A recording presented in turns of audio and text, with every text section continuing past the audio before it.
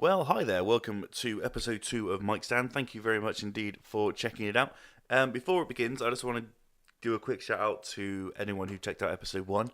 Thank you very, very much. It really means a lot to me that people are bothering to listen. I know it was quite a niche topic, and so I want to thank you very much indeed. It's something very different to what I usually do, and I'm very grateful that people have been taking the time to check it out. So, thank you very much. Episode 2 is all about my time working as a holiday park entertainer, primarily in Tenerife. There's a lot of fun stories that we could tell about that time, believe me. And so we've tried to incorporate as many as we possibly could into that 1 hour podcast, which you're about to listen to. So thank you very much for checking it out. And keep an eye out for episode 3, which is going to be with my mate Phil Riley. We're going to be ghost hunting with Phil. It's very exciting. I'm looking forward to that conversation very, very much. So, in the meantime, this is episode 2 of Micstand with my friend Sarah Roe, all the way from the hearty lands of Norwich. Also, quickly before I forget, we did record this one over Skype, so the quality may not be as perfect as episode 1. I've tried to level it out, make it as clean as possible in the edit, so if you notice the quality dip a little bit, that's purely because we were recording over Skype and it was a pain in the dick all night. So we did our best, and hopefully I think it's perfectly listenable. Hopefully you will too. So once again, thanks for checking out, and I'll see you on the other side.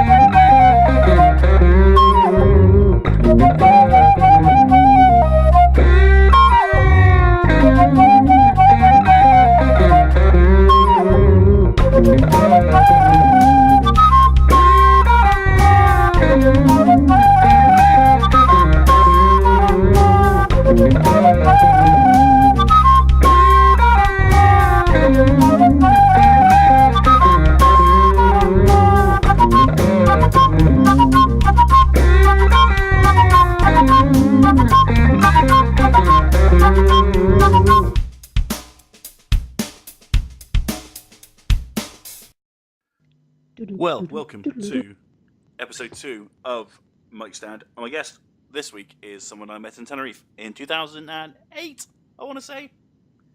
That long ago? I think so. Oof. I think so. Sarah Roe, how you doing? Awesome. Doing really well. Good. Thank you for giving us some time. Absolute pleasure. Thanks for being 45 minutes late.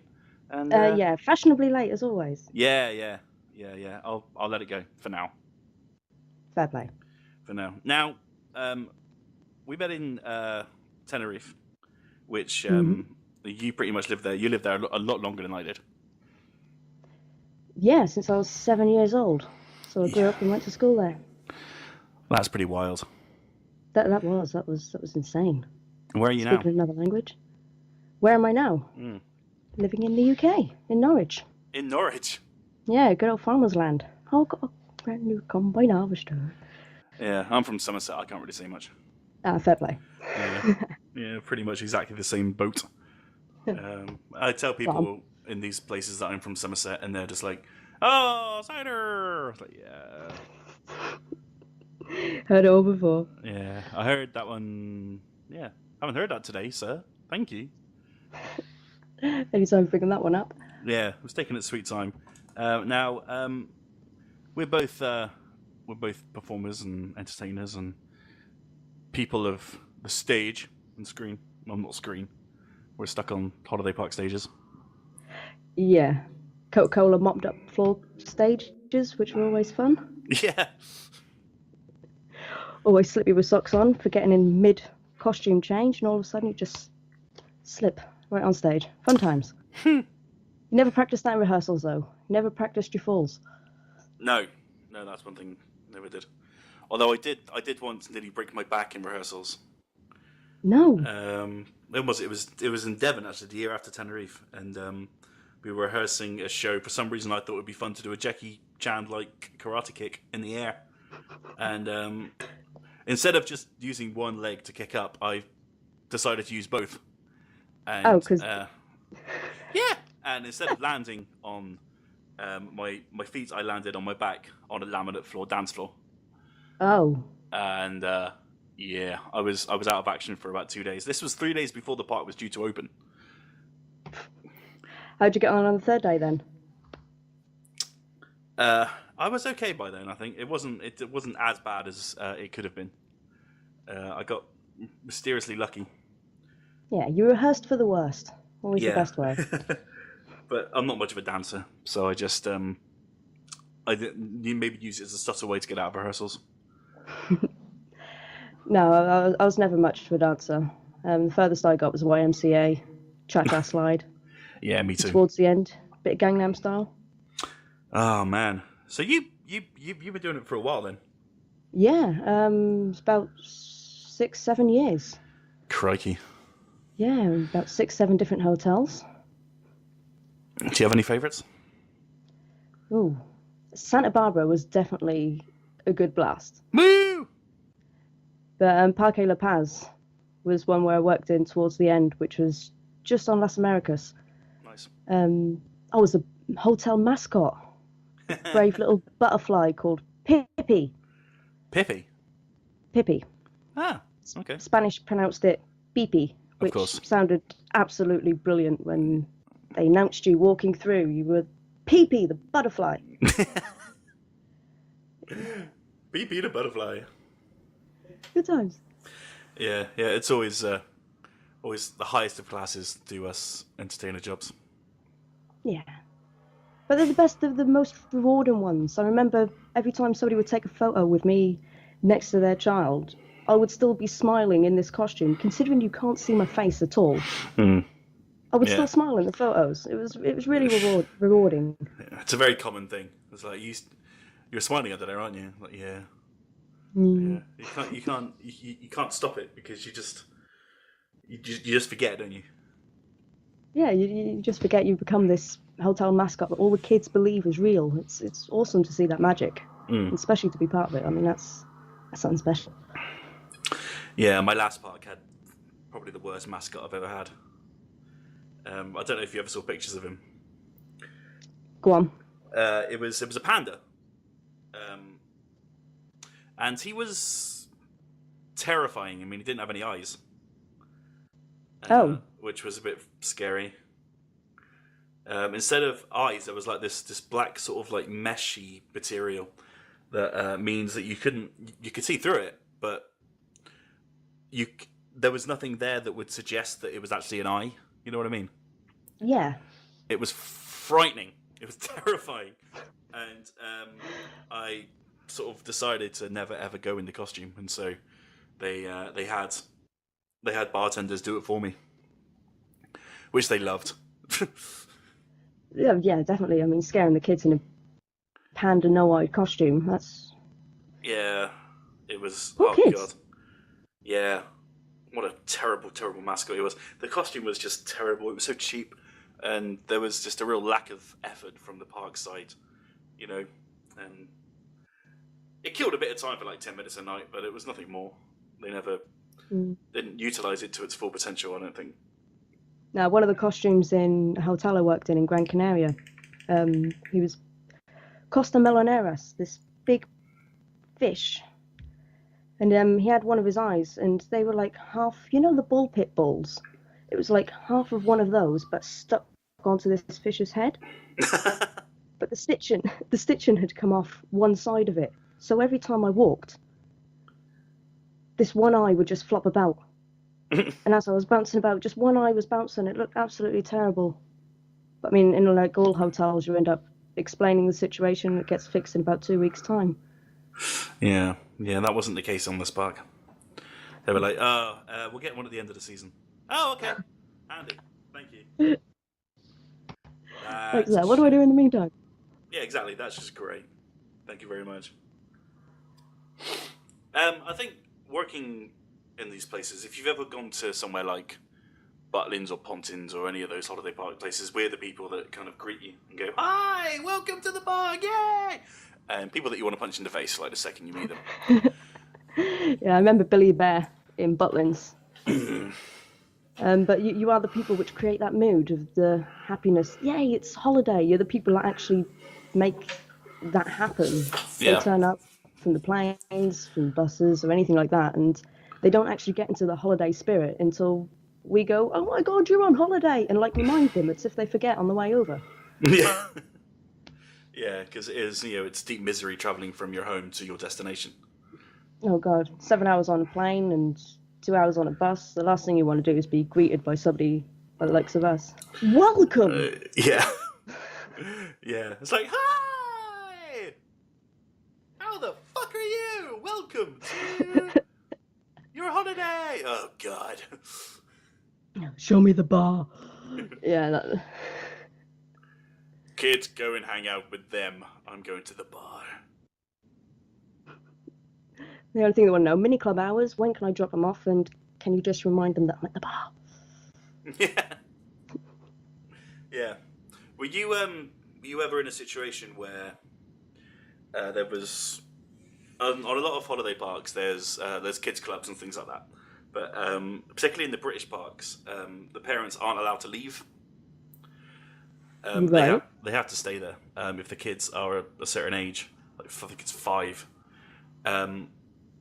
And having to explain that to parents is fun because they believe us to be kind of like a nursery of some sort that they can just leave their kids at and they can disappear off for the whole day. Was that ever the case in anywhere you worked? In Tenerife, it was more, we had a limit of, let's say, 10 children, and over 10 children, the parents had to stay to help out. And it was rather difficult to tell some people they can go, but once I hit 10, you need to stay because I haven't got anybody else to cover me. But they would stay. It would be difficult, but I mean, there was one point where we'd have a tag team and there'll be one person go to the bar, have a drink. By the time they're finished, they'll come back with a drink for the person filling in, and they wouldn't allow that in the UK at all. Nice. Parents is tag teaming it. I like that. It's more difficult, I think, in UK parks. I don't know why, but they don't seem to want to hang out with their children. No, God. Ever. It's hilarious, really. It's like, okay, see you later. It's like, oh no, you have to stay here. What? Yeah, he's only 5, so you can't be left in my supervision without you being here. Oh no, it's fine. Don't worry about it. It's like, no, like by law, I can't do it. And she was like, what? I just have to stay here. I was like, yeah. And this kid's like clinging on for dear life as well at the same time. And it's like, it just sort of makes sense. Do you want to just stay here? That'd be lovely. Did they ever say, I'll pay you? No, actually, no. They were like, no, they were never like, I'll give you £100 if you take him now. Please, I brought him on holiday so I can have time to myself. What? 2 hours of your life. Oh, so much logic there. Yeah. That's holiday park guests in a nutshell. Yeah, no, that's really something definitely frustrated me. The fact that the parents they would try their best to put the children off, palm them off towards the mini club or palm them off towards the activities around the pool. But it always frustrated me that the parents never really wanted to play a massive part of that, because that's probably when they had the most fun as well. I mean, they're the best memories, I suppose. No, absolutely, I completely agree. Especially in Tenerife, I remember when I worked at Santa Barbara as well, and when you know that, but people listening may not know that, and there was what was it?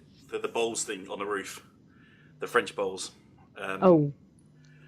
That I at least was there when I worked there, and it was always fun because it was primarily one for the adults. So the dads and the mums would come up and have a big game of French bowls. And there was one time where this dad brought his kid along. He was like, yeah, that's fine. If you want to play, that's completely fine.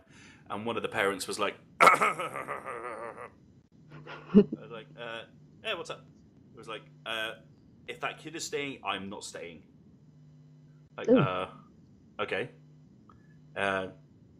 It's not really up to me. It's up to the parent. If the parent is on his own with the kid, then the kid has to be here. It's just common sense.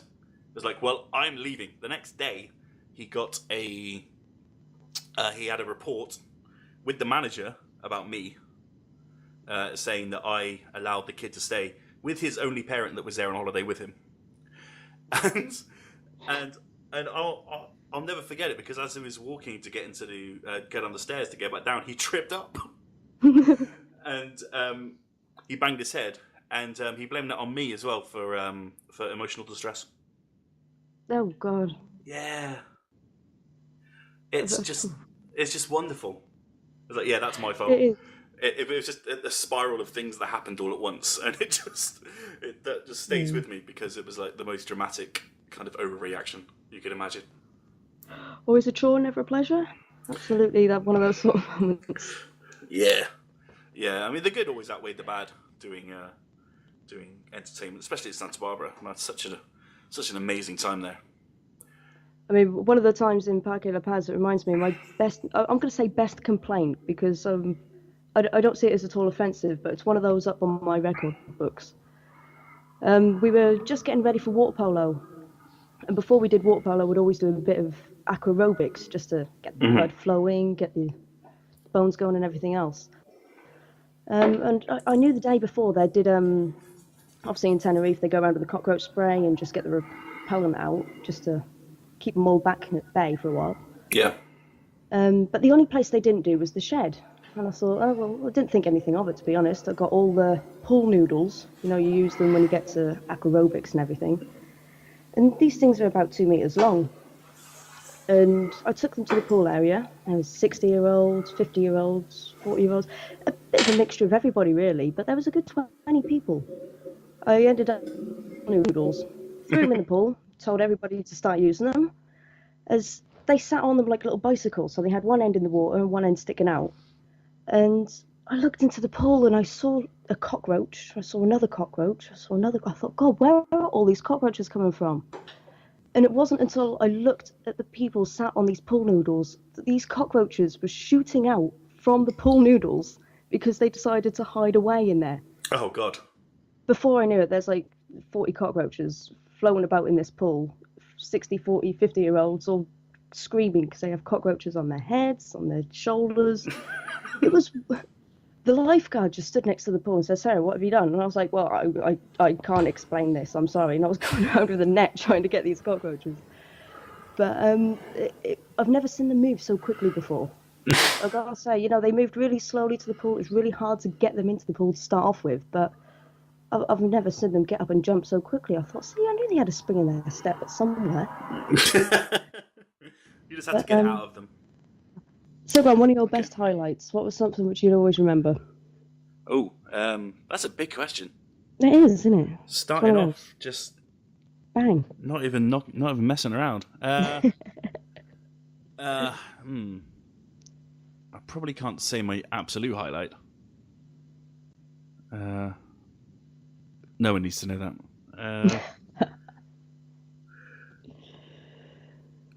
I don't know. Actually, I think the team I was on was pretty great. With Vicky and I think that whole. I mean, I've done the job now for 11 years ish, and on and off in random places across the world. And there's been some really wonderful things. It's hard to quantify them down into a single moment. I don't know. What's yours? I'll think about it. Gangnam Style dancing nuns. Oh, no. Do tell. Yeah, that was in Beverly Hills Club in Los Cristianos. And we were doing a charity event for an orphanage.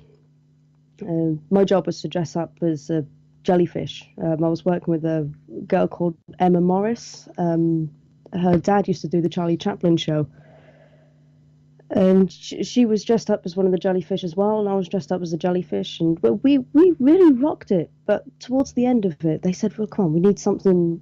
Have you got the new dance? Have you got Gangnam Style yet? And I said, no, but I can put Just Dance 2 on the screens and see if everybody will follow it. I think that's probably the only way we're going to get everybody to learn the same dance at the same time. And this woman, she must have been about 70 years old, absolutely legend. She had so much energy for these kids, so much time, so much patience. She just took the stage. She was absolutely on fire. And to see like 20 of these nuns dancing the same routine, I thought, wow, this is like Sister Act or something. That sounds amazing.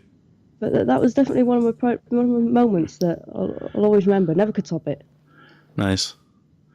I remember doing a musical show with Vicky and Sammy. That's what you do on holiday parks. You sing shows from Broadway musicals. No matter how many times the guests have heard them over and over and over again. I remember I was looking for a costume for. I was doing Joseph, I think, and I was doing Close Every Door, and the only thing we could find that was related to him sort of being in prison at that time was this long white kind of patient gown, which I put on, and in the mirror it looked fine, but it wasn't until I got on stage that I realised that it looked more like a really long dress. No. Yeah, and it wasn't like a hospital gown where you literally had nothing on underneath and turned around and full moon everything. No. It was 100% covered. Thank God. No one needs to see that. But yeah, I remember I came out in this really kind of like serious, deeply dramatic song. I just looked like a complete idiot, and it kind of took away some of the joy, some of the power of that moment that I was going for, which was deeply upsetting. And people took pictures and sent them to me on Facebook like a week later, which was really nice of them. Oh, that's beautiful. It's like memories right there. Every year you'll be remembered of it. Yeah, it was just that. It was kind of just before YouTube, so there's no video of it, luckily. Oh, thank God. So yeah, I think I got away with that one just about. But yeah, Facebook back in the day, you couldn't even upload pictures. Oh no, I was glad some hotels didn't actually have Wi-Fi, because the moments that people would record. I mean, now I'm glad I'm not working in entertainment, because everything will be filmed 24/7. Yeah. Yeah, I have this problem now of a lot of the kids and teenagers adding me on Facebook. I'm like, nah, go away. Like, I don't need them on Facebook. I don't care about their stories, really. And then they go, "Why aren't you adding me on Facebook?" I was like, "Well, I just can't. It's a work thing. I can't add guests on Facebook." But you added my sister. Well, yeah, she's nice. I like her. There's a big difference. I used to have 2 Facebook pages, one for the clients in the hotel and my own personal one, and it just never worked out. They always ended up on my other one. For the clients? For the clients. That sounds ominous. It does. Okay, that makes more sense. I think DJing at Taboos was quite a highlight. I enjoyed that. Oh, definitely. That was fun. Taboos was definitely fun. We did a party there once when I was working for Kiss FM. They did like a Kiss FM Tenerife for a while. And they did a live broadcast from there. And it was definitely... The amount of people who walk in, they'd always have the same dance when they walked into Taboos. Did you ever notice that? Oh, yeah. Oh, people had this Taboos walk where they were just walking up the first 4 steps. And as soon as they walk up the steps, their shoulders start going, and no matter what song is on, it's the Taboos walk. And they have a funnier one when they leave, because they can't put one foot in front of the other. Yeah, that is funny. Those steps near the top of the stairs of Taboos, though, going down to the toilets, were right next to the exit. Very poorly planned. It was terrible. That's where we met. That could well be. That's where we met. I went in there. We met up with Alex, which is Sarah's brother, and he was like, "Oh, this is my sister." I was like, "Oh, hello." Hello. Yeah, we were very posh to each other. Like, oh, hello. Definitely. Oh, hello. Yes. How do you do, sir? Yes. Right. Shots. What shots were we having? It must have been Jägermeister or something along those lines. I think that was the first time I ever had Jaeger bombs. Yes, it's terrible. It says on Red Bull cans, do not mix with alcohol. It's the first thing people do. Yeah, it's true. It's true. Yeah, I love the taste of Jägermeister, and so it was like Jägermeister and Red Bull. I was like, perfect, I'm in. Yeah. And yeah, I was only ever sick at Taboos once, and that was outside. Had to apologise to Jason profusely for days afterwards because yeah, he let me DJ there, and we had a good time. And I was just sick all over his stairs. I was like, I'm very sorry, Jace. It won't happen again, and it didn't, thankfully. I took my nan into Taboos. Wow. Yeah, I took my grandmother into Taboos, and she was having medication at the time. And the typical Taboos, you have a shot as soon as you walk in, and we got my nan a shot, and she had it, and she just hit the deck. Everybody was saying she's too drunk, you got to get her home. I was like, no, it's just a medication. She's only had one shot. She hasn't had any other drinks. So I had to carry my nan out of Taboos and put her in a taxi. That was definitely one of those memories. Excellent. I always remind her every birthday, Christmas, New Year, anytime I've got the opportunity to. Oh, it's brilliant. I remember lots of deep conversations in Taboos. Oh, yeah. Taboos was the moment where it was like we just let it all out. And everything and anything. Yeah, I've screamed and I've cried. I've done all sorts in Taboos. It's frightening, really, thinking about it. But yeah, we'd sit in the corner, and we'd have like a Santa Barbara corner where we'd all just hang out. Do you remember when the students were over? Yeah, there was a moment where there was loads of students over. Yeah, and they came over and they kind of they shadowed us for about a month or two. I can't quite remember how long it was, but I think it was just summer actually, so about 6-7 weeks. And I remember we had this little corner up in the top left as you walk in.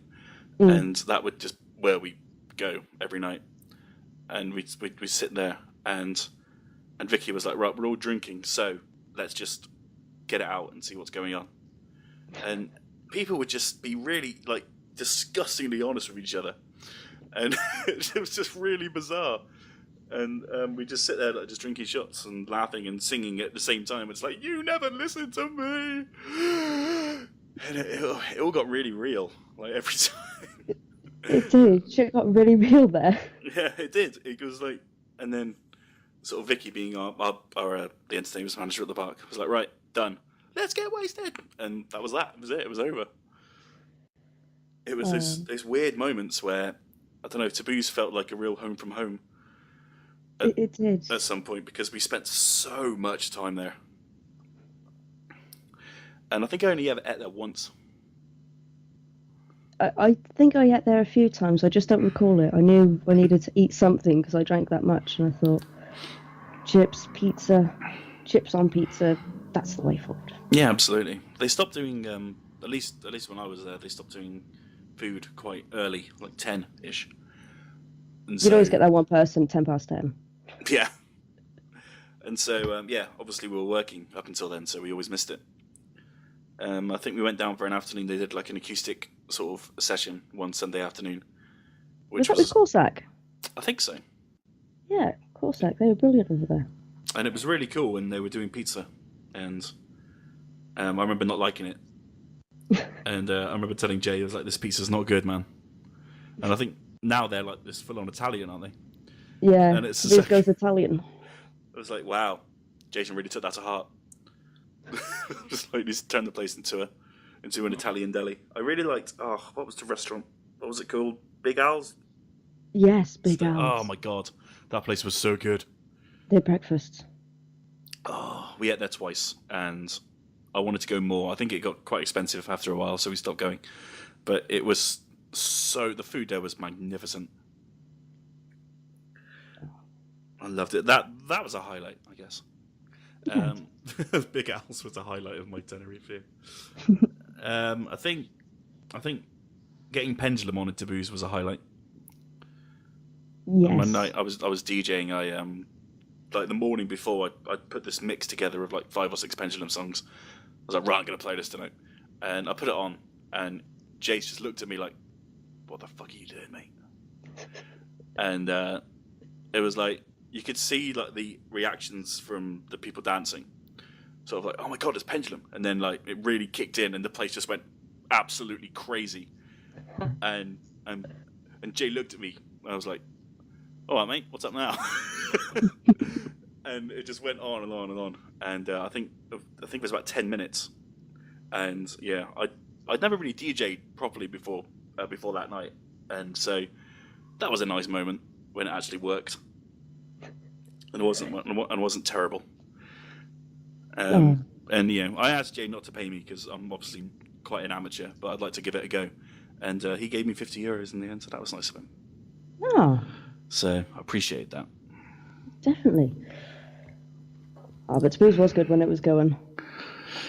Yeah, oh God. The things I've done in Taboos. Oh. Jeez. Ah. Yeah, there's a lot of... I've done a lot of terrible, terrible things in Taboos. I don't want to talk about them, really. I'm going to try and avoid going down that route.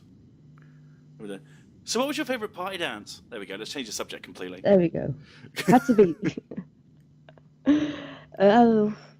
Cha-cha slide. Everybody knew it. Everybody would get up for it. Yeah, well, it just tells you what to do. Exactly. It couldn't be any more easier. It's the easiest one out there. No, definitely Cha-cha slide was up there. And cool. Towards the end of working in Tenerife, I suppose, there was more and more songs coming out. But I always would remember learning all the dance to Hacer Eje from the... Oh, God, who was that from? You know what song I'm on about. That one. Yeah. The heavy to the heavy, say we know I'm heavy, and the boogie and the wee. Yes. That one. That one. There we go. I remember learning the dance to that. And getting people up to dance, and everybody was thinking, what is this? What are you doing? Where's Agadoo? Where's the coconuts? And it was just...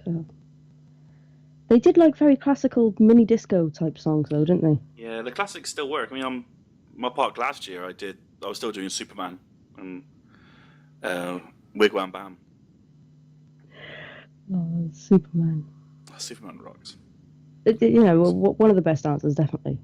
Yeah, for sure. I think I enjoyed them all, to be honest. You know, Spanish ones as well. Typical Veo. That one was always fun. Oh, yeah. But I worked more with the kids in entertainment. I never really got doing the nightclubs or anything like that. I was more like part of the shows, and then by 10 o'clock I'd normally be finished. Right. But working with the kids, that was definitely a good laugh. But the nighttime was like a little bit more of a release, and you could just completely bugger up the evening just by doing one thing out of place, I suppose. Shows turning up late, 10 minutes late, and you trying to fill in that little 10 minutes explaining to everybody, the only motorway we have is blocked. There's not much I can do. Yeah, we never had an issue with the cabarets. I don't think. I can't remember a big one. But we had the same ones on rotation for like every 2 weeks. So it was pretty simple, really. I very rarely saw a new show when I was there because it was just the same ones over and over again. Yeah, a 2-week program, so last week's will be, yeah. They were always good, the 2 weeks programs, because, I mean, it gives you something different each week, but some of the hotels did do the same thing every single week. You can't do that. That's no fun. No, that ain't at all. I remember in Parque de la Paz, we always had Mr. Sister on Sunday evenings. Right. He brought the house down every time. There'd be people who turn up who wasn't even staying in the hotel. I didn't know who half the people... I was thinking, who are these people? I don't know them. Always good when you had a full show, but when you had maybe 6, 7 tables for a show, that was the difficult nights. Yeah. None of them would speak English. You know Spanish, don't you? Yeah, I speak fluent Spanish. Good. But it's hard when you have German, Polish, and loads of other different people from different places of the world. Sure. You're trying to do bingo in English, and none of them get it. Bloody bingo. Were you restricted as well on what you could say and what you couldn't say in bingo? No, we never did it in the evenings. No? No, it was a daytime thing. Oh. Yeah. Oh, daytime bingo. Yeah, and so we'd be standing on that bridge over the small pool, and all the mums and the nans would be on their sun lounges around the pool, and we'd just be there like 24, 24, 25. I mean, it could have been worse. The sun was blaring. It was very nice, but Yeah. you know, it's still bingo. It's a terror that I can't get away from. That follows me around everywhere. Going around with the raffle tickets, which were free by just pointing that out. The raffle tickets, the bingo tickets were always free. You never could charge for them. Unless you worked in certain hotels which allowed you to. But they would still ask for extra free tickets because it's free. Yeah.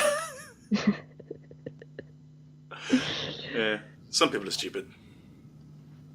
Only some, though. You had some lovely people who come over year after year after year. They recognise you, they recognise your face, and they were good people. Not saying like the people who only turn up once a year are bad, saying that people are able to recognise you, and if they're there over Christmas, they'll write you a Christmas card as well. Small little touches like that really do, they stay with you. Yeah. It's a wonderful thing to be able to be part of a guest's life like that, I think. I've still got a lot of friends of mine, guests that I've met at hotels and parks over the years. There's still plenty of them out there that are still very important to me, actually. Especially ones from Tenerife. So many that I just can't seem to get away from. Or, some that I want to keep in my life. And it's been great for that, really. Just to get to know people. And to meet hundreds and hundreds of people, maybe thousands, that I never would have met before.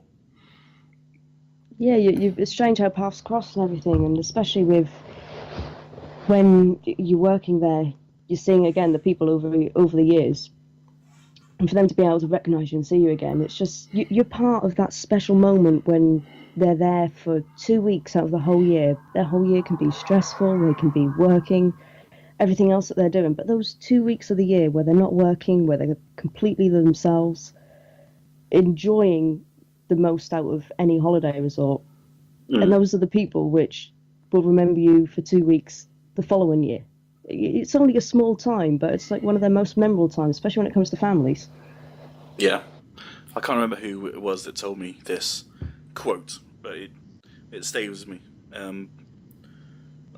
One of the holiday parks abroad, it might have been Cyprus actually before Tenerife, and they said, there are some families out there that can only afford one holiday a year, or twice or maybe like once every 2 years. So you've got to make sure that holiday is amazing. And that stuck with me for every park I go to, because it's so right. You've got to look at it from their perspective all the time, and make sure that you step up to their expectations and exceed and them. Beyond. Yeah. Exactly. And make sure that they remember you. And you go to parks and you leave with like cards and letters and pictures and things that the kids just want to impress you, and that's an amazing thing, because they could just as easily ignore you. Yeah. And so we help to create those special memories which they'll talk about over Christmas, over New Year, over their birthdays. They'll talk about those special moments which we created, like remember when the entertainer got you up on stage and you had to dance with coconuts on your chest, pretended you were Shakira. They will remember those moments and take them with them probably for the rest of their lives. So it's just great to be that little part. Yeah. It's like when you have these long, deep conversations about, what are you doing with your life? It's like, well, I get the feeling that, in some way I'm going to be remembered by someone for giving them a decent holiday. And it may be a very small thing in the overall form of life, but it's very important to me that they have a great time and that they remember it as a great time. It doesn't always work, but yeah, I try and make people smile. It doesn't always work, but I do my best. And then they're the people who you end up making smile the most. Yeah. You normally end up clashing with the client on the first day of their arrival. You've caught them at a bad moment. They're trying to find the all-inclusive bar and they don't know where it is, or anything be troubling them. But you'd probably brush shoulders with that person, and I think, oh God, there's a bloody entertainer. And then by the end of the 2 weeks, they're your best man. They're getting people in the pool for you. You're not having to run around the pool throwing people in because this person's already doing it for you. Yeah, they come as Scrooge and you're the ghost of Christmas past, just to make them realise, man, you're on a holiday. Just relax. Lighten up a little. All is well. Although a couple did get divorced in Tenerife while I was there. Oh. Yeah. We were doing Mr. and Mrs. on stage one night, and there was a couple up on stage, and I was hosting it, and they got every question wrong. And they're standing like the bit where they can't see each other, but they're answering the same question, holding the blue and the pink boards. Everything was wrong. And it got to the second round, and they were like, so who's the better driver, and this, that, and the other, and what's her favourite song, and what's the first song you heard when you met, what's your couple song? They got everything wrong. To the point that when they were exited from the game, when they had to leave before the final round, they stormed out of the room, out of the club at Santa Barbara, and they stormed out shouting. We could still hear them from outside, and they kind of disappeared off. The next day, I went to reception to get the keys for the club, and they said, that couple from last night. I was like, yeah, they've gone. What? They've gone? I was like, yeah, they've gone. I was like, what the hell happened? It was like, it turned out that that his wife had been having an affair for like 5 years. Oh. And this is completely nothing to do with the game, but it must have just all come out after like during the argument, and they were not getting on and everything. They went on holiday to try and rekindle some relationship. And yeah, it turns out that they ended up getting divorced a little while later, and about 7 months later, the guy came back on his own, and I recognised him. I was like, "Oh my God, Vicky, that's that guy. Is that? Yeah, it is." And so I went over. I was like, "Hey, man, good to see you." And he just like spent the whole week just apologising to me, and ended up buying me endless drinks. Took him out to booze, get him a good time, and yeah, he ended up meeting a guest over there, which is just incredible. It's like the most astonishing full circle story that I think I've ever had on holiday parks. So it went from pretty terrible to good, I suppose, in a way. Yeah, not so bad. But yeah, I don't think anything beats that story. And for all the other guests that were there, it was like a live Jeremy Kyle episode or something for them. It was just magnificent. You know, they weren't on holiday with kids or anything, thank God, because that could have been pretty tragic. Awkward. But yeah, maybe Mr. and Mrs. wasn't the best thing for them to do that night.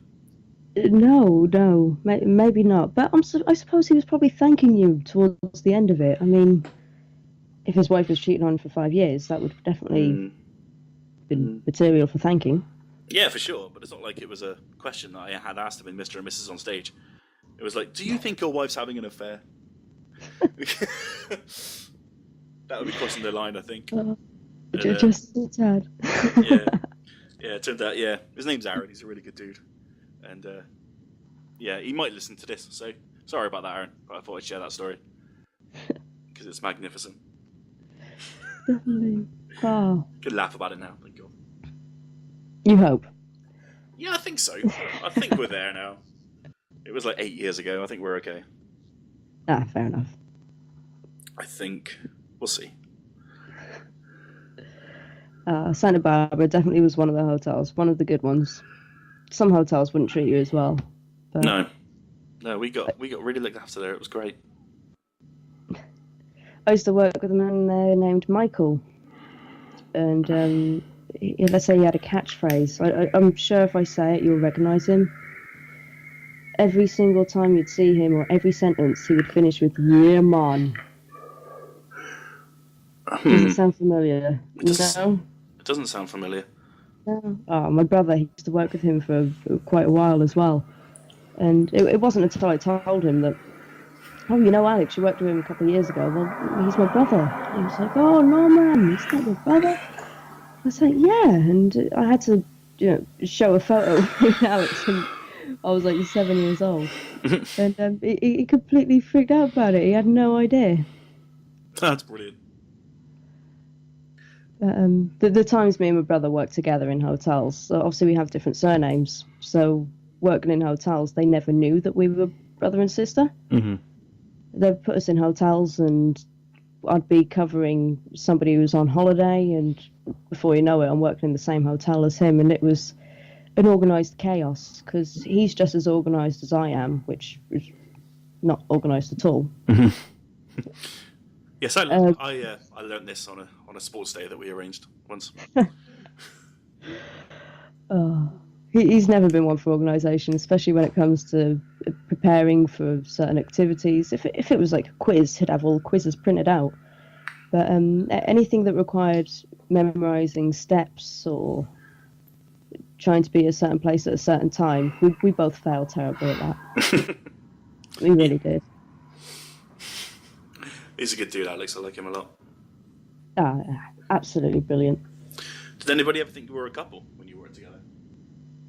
They thought we were mental. They thought, God, you guys bounce off each other well. You must be really, really funny. And it's like, no, we're brother and sister. And they're like, wow, I never had that in a hotel. Two entertainers working together. We would create a good atmosphere, and I'd be one side of the pool, my brother would be the other, and would be not shouting at each other, but would be speaking to each other so everybody would hear us. But to create different atmospheres and just create, like, when people were playing water polo, for example, I'd have one team, he'd have the other. And before they know it, we're already creating this sort of rivalry between the two teams. And they get so involved in it, and the nosebleeds, you name it. Water polo turned into a rugby match. It never was something possible to no contact sports. Nobody ever believed that. The more access they had to the free all-inclusive bar, and the more times they'd join in, the later the game was, the worse it would be, because the more alcohol they've had. 4:30 was the worst time for it. I've had to jump in a few times to separate a couple of people. They were really having a bit of an argument about it. He was convinced. Yeah, he was convinced the ball went in the net, and me being the referee, I must have saw it, or the sun was in my eyes, or maybe a bit of both. And he really kicked off. I was like, wow, I've never seen so much enthusiasm and determination in a game that nobody's going to really win anything out of. And just for comical effect, towards the end of the evening, we actually ended up doing a certificate ceremony for the people who won the water polo, just to rub it in their faces a little bit. Yeah, he was very upset. When they were opening the bottle of champagne on stage, he came over, took the champagne off him, and necked the bottle. And I was like, such a sore loser. But you did have people who were very determined in the games. And yeah, absolutely, yeah. If there was a darts player or somebody who's played darts previously, who played for their local pub darts team or anything along those lines, they would be the professional darts player with their stance and their pose. Yeah. And they'd blame the dartboard. The dartboard's weathered. Yeah. Well, I can't shoot anything in this board. Sorry, Tim. No, Petanka was fun. You had Petanka, you had the, what would you call it, petanque? Or French bowls? Yeah, it was French bowls back in my day, it was French bowls. Back in my day. We had a place, where was it? Hollywood Mirage. And we had to roll out this big green mat. This is for the French bowls, I believe, or bowls? One where you roll it on the mat? Yes. Not the one in the sand? Gotcha. It was a slanted hill, and we'd purposely put this mat like a little bit on a certain angle, and the amount of people who would come up and stress over it, they'd say, this isn't right, they keep going to one side, and it's just, you blame the island, you say there must have been a wave or something like that. They would believe it. You could tell them something. You've purposely set up so they lose. Terrible. Small little victories like that, though, kept you going throughout the day. Yes. Yeah, you did. It's always fun getting one over on people, especially if it's just something simple as just throwing them in the pool or something. You just feel a little bit better. I mean, me and Carl used to run around Santa Barbara, and as you know, the sunbeds are all really close to the pool there. Extremely. Especially on that little island. And it was really easy just to push people in all the time. And we'd like play games at, like the night before, and the next day we'd be like, whoever was last in the game, at any random point during the day, we're just going to go and throw them in the pool. And they never had any idea. And we just walk around and we do the whole, hi everyone, how you doing? All right, come sit with you, come say hi for 5 minutes. And like in the middle of the conversation, we'd run around the other side, find that person, just throw them in, and then go and sit back down.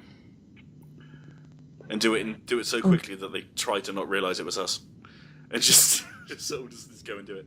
There's one time we threw someone's girlfriend in, and they were at the bar at the time, and they saw us do it, and they came over and just picked us up and threw us in. Like he was like this giant rugby player, and it was a mistake. We shouldn't have done that. Perfectly lovely guy, he saw the funny side, but it was we got our comeuppance, I think, on that particular moment. Which we deserved, really, to be fair. Yeah, I mean, if you're pushing his girlfriend in, I wouldn't expect any less, to be honest. Yeah, but she was so bad at the game. Yeah, but it's slightly intimidating, though, because for the next week you've got to walk past this guy and feel like he's going to push you in. Yeah. yeah, you've got to... it was quite easy to avoid the island at times. Except for kind of in the morning, we're giving out, like, picture quizzes or something, or whatever it was we did during the day. And, it was like, oh, shit, he's on the island. Right. We did rock, paper, scissors, but right. Okay, rock, scissors. Damn it! No! I've got to go on the island. Okay. Go on the island. And, luckily, I don't think I ever got thrown in again after that. Not by that guy, anyway. Like, he looked like The Rock. He was genuinely huge. And, yeah. He was a lovely guy. But, don't want to get on his bad side, just in case. No. But his girlfriend was like a stick. It was so funny watching them walking around together. Oh. This dude was just like the most bulking machine you've ever seen.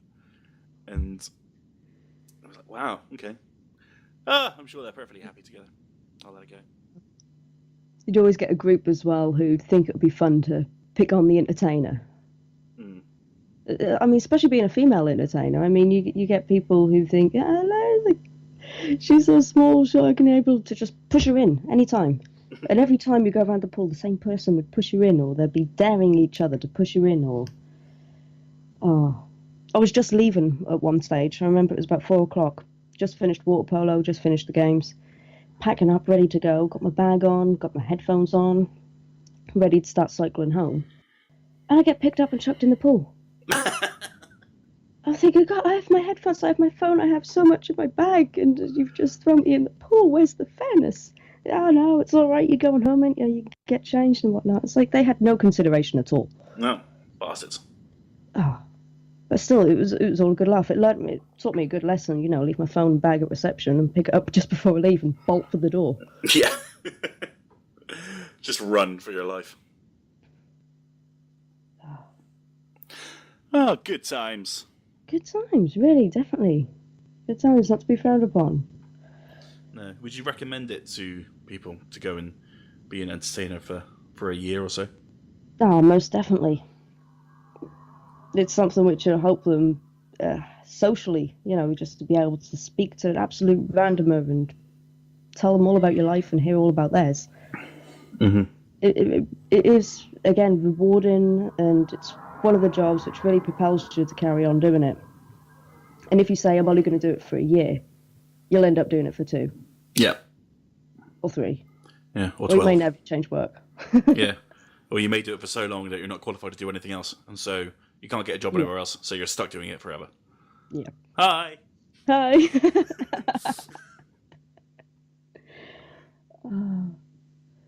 But no, it's definitely something it's stepping stones. You can meet so many people, and no matter what your direction will be, to be able to meet so many people who you wouldn't normally meet on a daily basis, it opens so many doors for you as well.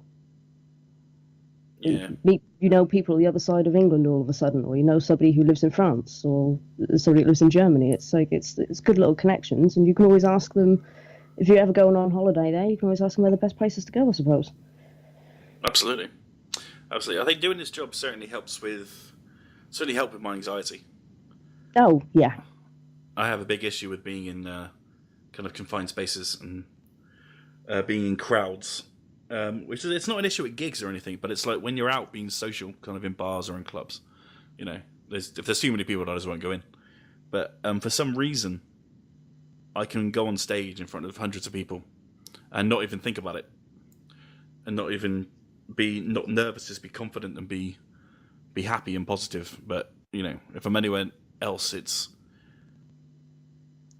kind of the complete opposite. And so being an entertainer kind of it turns you into a character.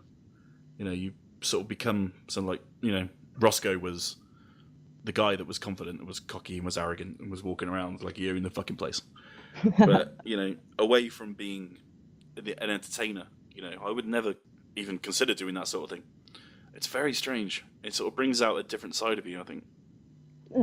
Most definitely. I mean, you're all of a sudden this person that's the life and energy of a party, when before you weren't even known. I mean, when I was small, my mum and dad used to tell me that I used to walk around the dance floor. Whenever they would go on holiday or whenever there was a party, I would walk around it. I wouldn't ever walk across it. And then all of a sudden I'm working in hotels at Tenerife, getting people to dance on the dance floor, dragging them up, and complete flip of your whole life. You see just everything so much more positive all of a sudden because you were the positive person. And I suppose whatever you project, you receive. Yeah. But it definitely, I mean, everybody in the room would know if you've had a bad day. But you would leave that outside, and when you finish your job, you pick it back up again. I used to walk into work, and it was like walking through a big curtain. You walk through into work, and all of a sudden you're this different person. You're the happy person. You're the go-to person if somebody needs to know where the toilets are, or you just point everybody in the right direction. It really is. If you're on stage as well and you're enjoying it, you can look at one person in the audience, and that person will be giving you direct eye contact, and you'll just pour your heart out to the person. Yeah, I get that. For sure. I did used to have stage fright when it used to come to the welcome meetings. Did you ever used to have to do a welcome meeting at all? I used to stand on the side while Vicky did them. But, there was one week where Vicky was in England, and so I had to take over. And I remember we just made it like the stupidest welcome meeting of all time. We went to the supermarket like a couple of hours beforehand, and we brought bread and cheese and ham, and we were talking about the essentials that you'll need on holiday, and I was giving them out as prizes. And I was like, right, well done, have some bread, that's yours now for the week, enjoy. And I remember it was the only time ever that the actual manager dude of the hotel came to a welcome meeting. It was normally just his assistant or the assistant manager that I can't remember the name of now, but yeah, she was normally there doing the preaching about things that they can buy and places they can go. And he decided to turn up as well that day. And it was the day that I decided to give out bread and cheese to all the guests. And the guests seemed to really enjoy it. I remember feeling quite happy with it by the end. And this guy came up to me. I don't remember his name. He was like, Rossko, come here. I was like, oh shit. Shit. What have I done? He's like, Marie told me you were good. I don't know why my voice is South African. That's weird. Marie told me you were good. I did not know you were this good. And he shook my hand. I was like, oh God. Thank God for that. You could just imagine Marie phoning up to reception. Senor, The entertainer, he's giving free bread and queso. And what do I do here? Yeah, exactly. I remember some kids were looking really bored, so I just threw a bag of sweets at them. Oh, brilliant. And they had those plastic cups with orange juice for wine or whatever they were drinking. And we told them to build a tower in the corner. Well, I talked about the facilities and where they can go, and it was actually all right. I remember that. Yeah, I remember that quite well. Sorry, you were saying. No, I mean... went off on one there a bit. One of the most awkward moments always turn out to be the best. I mean, not many people would be able to give away free bread and cheese. I mean, I'll take my hat off to you for that one. Welcome meetings for me, I was really nervous for them. And my dad would say to me, because he used to work in entertainment as well, he used to say, just have a clipboard and a few notes on it, and just look at it every now and then, just so you can keep yourself on track. I had a noteboard in front of me. I had no notes on it at all. It just said one big note saying, imagine them all naked. And I just burst out laughing in the middle of this welcome committee type thing. I had to tell them about the different facilities, where they were. And I think I ended up saying something like, there's a map in reception. That tells you where everything is. Reception's just through here. The people at reception can help so much more than I can right now. But they did have free sangria, so I promoted the sangria, and I ended up telling them the ingredients in the sangria, how they made it, how much of a long labour it is to make sangria. Yeah. It turns out they actually got it from a bottle. But I presented this sangria to be one of the best ones in Spain. It was Sarah's special sangria. And it was from bottles, and somebody said, you know what, I got this from Mercadona, and it tastes just the same as the stuff you do. How'd you do it? I said, see, I make that one as well. Caught out in my own lie there. Yeah, we bottle up this sangria and sell it in Mercadona for all these people to enjoy. Well, Sarah, thank you very much for your time. It's been an absolute pleasure. It really has. I hope you've enjoyed our trip down memory lane. Yeah, lovely trip down memory lane. I'm sure we'll do it again. We need to catch up sometime, probably. We do. And, we will catch up. I need to buy you a beer for helping me out. Yeah, beer's good. We like beer. Yeah, beer is the best. We can get a Dorado somewhere. Can we get Dorado over here? Ooh. There's a Spanish bar in Cardiff which do all of the best ones. Fair play. Something I haven't been able to buy though is San Valentin, a white wine from Torres. Yeah, I'll take a look. Yeah, they only do Vina Sol over here. It's not the same. It's not the same. I actually managed to order 8 bottles from Germany. Nice. Yeah. £16 delivery charge, but it was so worth it. Anyway, dude, we'll let you go, and thank you for having me on. Hey, you're very welcome. Mao was my drink when I was there. Mao was my favorite. It's my favourite beer of all time. Mahou. I want to say Mao, but... Yeah, I'm pretty sure it's Mao. Whenever I find it in England, I go crazy, and I have it immediately. But thanks to the import tax, it's like £5 a pint. Yay! But it's like, worth it. I don't care. Here, take it. No, it's been great. Thank you very much indeed. And this has been episode 2 of Micstand, which is a podcast all about people and things that they do. This has been a talk all about entertainment, the wonderful life. I'm sure there might be more there's plenty more stories I'm sure we can get into at some point in the future. Oh, there's many more. There might be an uncut version of this someday, where we really let loose and tell some disgracefully horrible stories. How you let us entertain your children sometimes is beyond me. Stories for another day, I'm sure. Definitely. Right. Thank you very much. Thank you. So that was episode 2 of Micstand with Sarah Roe, all about our time as holiday park entertainers. There's so many other stories, like we said, so we may do a follow-up to that, something a bit more X-rated, perhaps. There's lots of stories that I could tell that might get me in trouble, actually, so maybe we won't do that. That will be a little bit terrifying if some of the things I could say about being an entertainer got out in the world, nobody would ever trust holiday park entertainers ever again. I could write a book. I'd be a millionaire. Maybe I should do that. That'd be cool. Interesting. Anyway, if you want to follow Micstand, you can check us out on Twitter on @MicstandFilm. You can subscribe to our YouTube channel, which is the Micstand Network. I'll throw a link below. Unless you're watching this on YouTube, in which case, hey, press that big red subscribe button. That'll be fan-dabby-dozy. Thank you very much indeed. You can also subscribe to us on iTunes. Our is Micstand, I believe. It's just Micstand. So if you go into the podcast thing on iTunes, search Micstand, we'll be there. That would be fantastic as well. If you are there, do leave us a review as well. Reviews help an awful lot. You wouldn't believe how much they help on iTunes. So if you liked it or disliked it, it really is okay. But hey, positive reviews are always great. But if you didn't like it, do let me know, and let me know what I can do to fix it. That would be great. I just want to keep the quality and the momentum going as much as I can. So please do let me know what I'm doing wrong, what I'm doing right, and we'll make Micstand something pretty damn cool to be a part of. So thank you very much indeed. We are opening a Facebook page very, very soon.